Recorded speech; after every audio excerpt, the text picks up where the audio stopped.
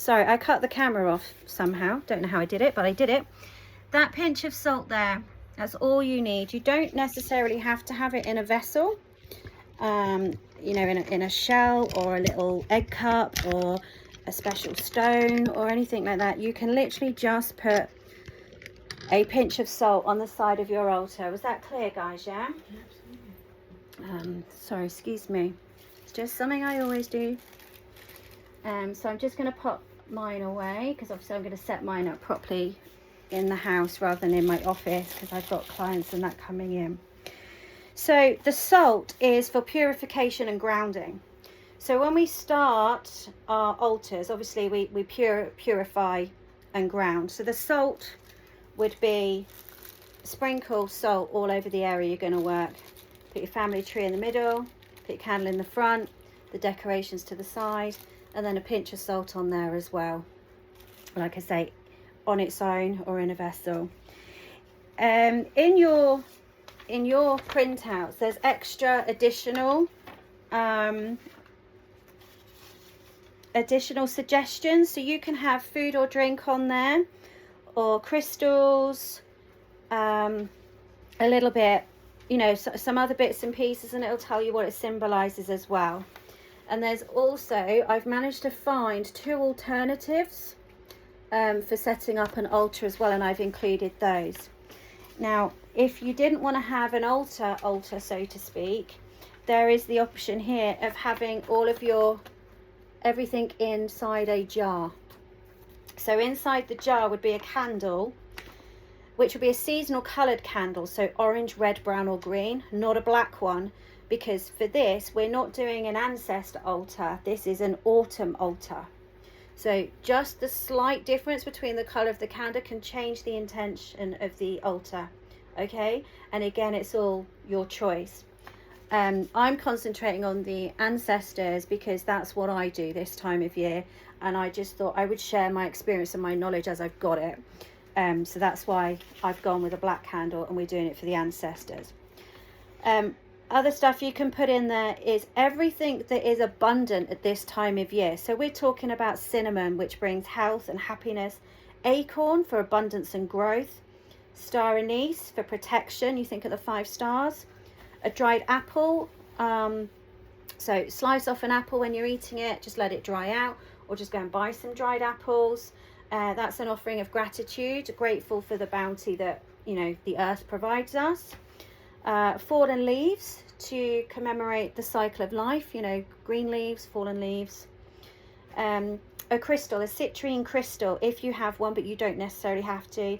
That's to remember the light at the end of the darkness. So no matter where we are in the cycle, in the wheel of the year, light is going to return, dark is going to return. There's always that equality. And then soil to represent the earth, or you could substitute that with salt. So you could literally just have it in a jam jar, and that will just be your altar for autumn. Okay, so I've given a few options there for you, so that you can just have a play, see what feels right, see what fits for you, see what, you know, actually that's good, I like that, I feel good doing that, I'm going to carry on, or I'm not comfortable with this, but I'm going to try something else. As always, because you signed up to the Wheel of the Year, if anything like that crosses your mind, then just give me a call, send me an email, and I'll answer it and try and help you work through it. Okay. What you've also got in your information packs is some different ways of how we celebrate Samhain. So tonight I am being quite heavy on honouring the ancestors, but we mark the turning of the year. We're recognising that balance between light and dark, because we're almost in the midway point now. You know, we're heading into winter, but the autumn and the winter, and then, you know, so we're going to come back into the spring. So we're heading there. Release and renew. Let go of what no longer serves us. We're sitting here in the darkness, holding on to so much, you know. Let's make it quite trivial. Holding on to so much, you know. I didn't get that summer body. I didn't get that promotion at work. You know, well, think about it. Sit with that in the dark. Why didn't I? Oh yeah, because I ate cake and I drank loads of pins. So of course I didn't get that summer body. I didn't get that promotion because instead of going in on overtime, I went out with my friends. So sit with that, reflect on that, and kind of say, you know, okay, well, next year I'm going to do better. I'm going to, if you want to, you don't have to, obviously it's your choice, but you know, you can sit with that and reflect and let go of it.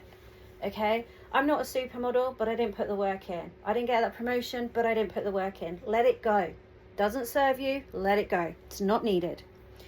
Open yourself up to your dreams.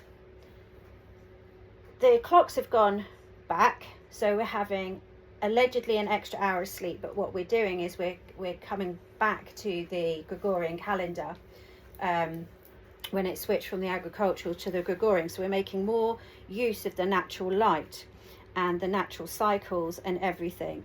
So that change in clocks, and you know, it's 9 o'clock, but it's actually 8 o'clock, or it's 8 o'clock, it's actually 9 o'clock. That can mess up your psyche a little bit. It does affect a lot of people. SAD, seasonal affective disorder, things like that happen. So start noting any of your dreams that you're having. You know, is there a pattern in your dreams? Is there something that your dreams are trying to tell you? So notice, you know, open yourself up to your tuition and your dreams, and just slow down and enjoy where you are. Okay, what else is in there?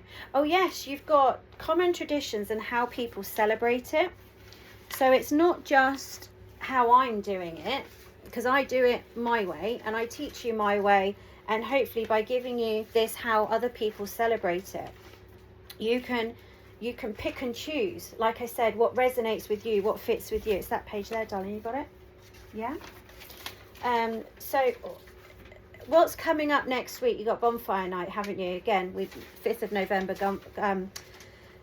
Remember the 5th of November. So we've got that coming up. So fires, they symbolize the warmth, the protection. Fire is beautiful in the dark. You see it in the dark. So without the dark, we can't see the beauty of the fire. We can see a fire during the day, but it doesn't seem to have that magic, that essence with it, unless it's in the dark. Offerings of food and drink. So I'm going to share with you a pastime that used to happen, and I do know that there are some areas of the world where this still does happen. It's called the dumb meal, or the dumb supper, sorry, to give it its proper term.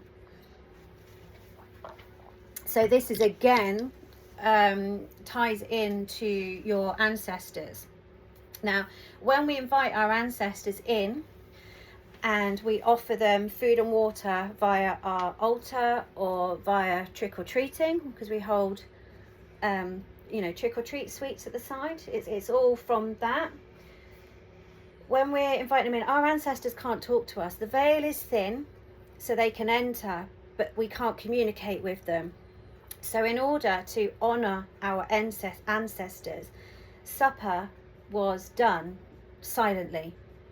So the meal would be prepared, all set out, everybody was sat round the table. There would be empty chairs for your ancestors to sit at, but there would be a plate of food in front of these empty chairs. Nobody's sitting in the chairs, but it was believed and it was envisioned that the ancestors were there. But in order to stop any frustration, stop any ill will, the whole supper was done silently. And it was just a companionable silence with those that mean the world to you. Because there's much more to be said in the silence than there is with words, isn't there? And I just think that that's quite beautiful, the dumb supper. I couldn't do that with my impulsivity to talk and obviously my children, but maybe get some friends together and just say, look, you know, you can have a chair for one of your ancestors, you can have a chair for one of your, and just, if you've got like-minded friends, maybe your family don't want to do it, but maybe if you've got like-minded friends that want to do it, just have a friend's dumb supper with everybody with a blank chair for an ancestor. So about the history of Samhain, obviously we know it more commonly as Halloween. trick or treat. But it didn't start off like that.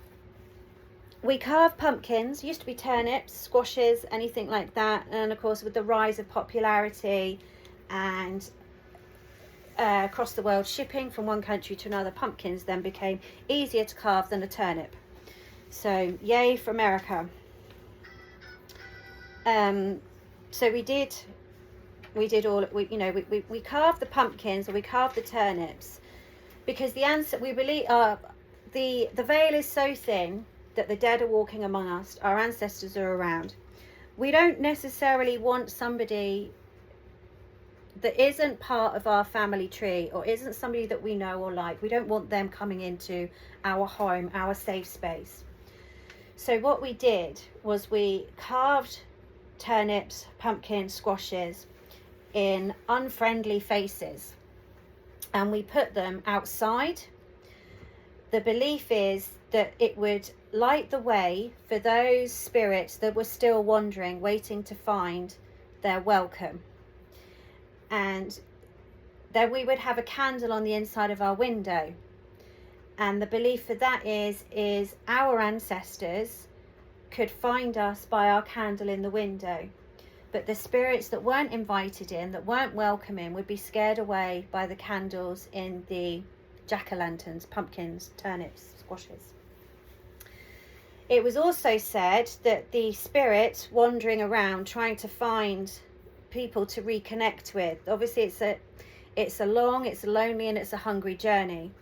So again, your ancestors, your friends that you would want, your spirits that you would want into your house, you'd invite them in with a candle in your window, and there would be a place at the table for your dumb supper. But it was so respectful and reverent of any spirit going that they didn't want to not include those that weren't welcome. So what they did was we put down milk and water, bread and water, that sort of thing, to say, look, we respect that you're a spirit, you're not welcome in our house, but here's some food and drink for your journey on to where you are welcome. And fast forward a few thousand years, and it's sweets and candy and things like that. So that's where those origins came from. So yeah, can't really remember what else to say about it all now. Do we have any questions for me? I think so. Don't think so? Okay. Quite insightful. Thank you. So I have got a release and renewal ritual, she says, as I'm trying to find it all, because I printed out all my paper and now I've put it in a very awkward position. Okay. So we're going to do a very quick, we're going to take as long as it takes, to be fair, but we're going to do a release and renewal ritual as part of our